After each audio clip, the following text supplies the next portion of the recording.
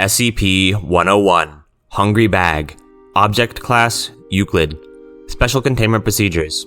SCP-101 is currently stored in the Subbasement 02 of Site-19 inside of a standard fireproof document lockbox within a reinforced concrete room of standard facility size. Said room has been fitted externally with a standard double-door airlock and internally fitted with appropriate safety response equipment as well as biological response equipment. Only personnel of Level 3 are permitted to enter the SCP-101 holding room. Personnel of Level 2 or lower are permitted to interact with SCP-101 only with directives from Level 3 or higher personnel, or with standing directives. The airlock for SCP-101 is set to a standard 10-minute cycle, during which standard screening scans for biological or environmental hazards will be made. SCP-101 is under standing directives for use during 0600 and 2000 hours. Outside of the airlock of the holding room for SCP-101, 2 Level 2 guards are to be posted at all times with overlapping shifts. Description: SCP-101 appears as a satchel or bag of intermittent size, with observations ranging from opening of 15 cm in diameter to 70 cm in diameter.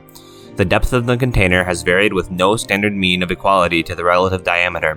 The primary feature of SCP-101 is what appears to be a semi-humanoid mouth contained within the opening of the bag, with a mean standard of 31 cm of depth into the container, without more than 2 standard deviations of variance regardless of the apparent external depth of the container.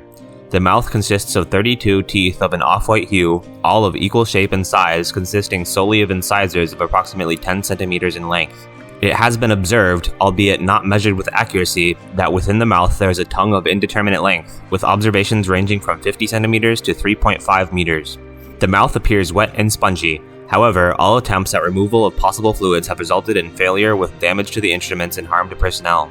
The current decision is that SCP-101 may be a part of a larger entity of extra-dimensional origin.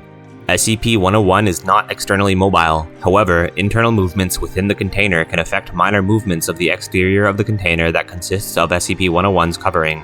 It is understood that due to the nature of the size and probabilities of the container and object within, the object is of extra-dimensional interaction if not origin.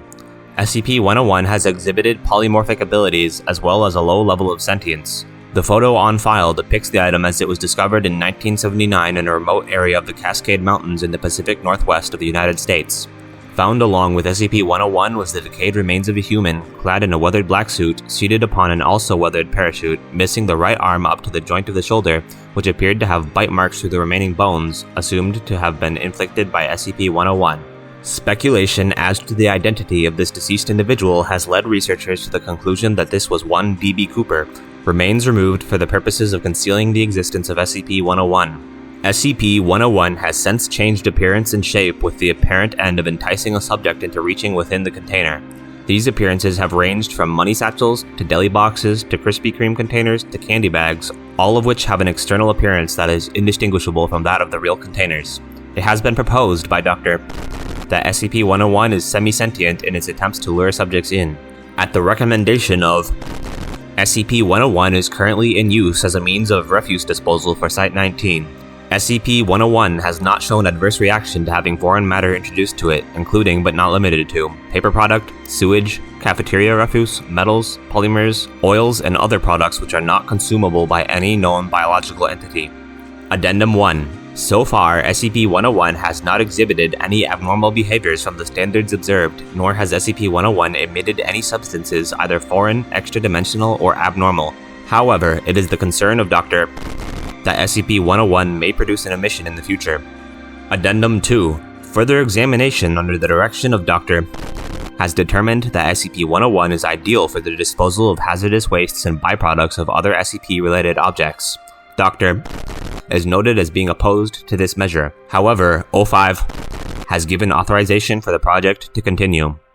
End file.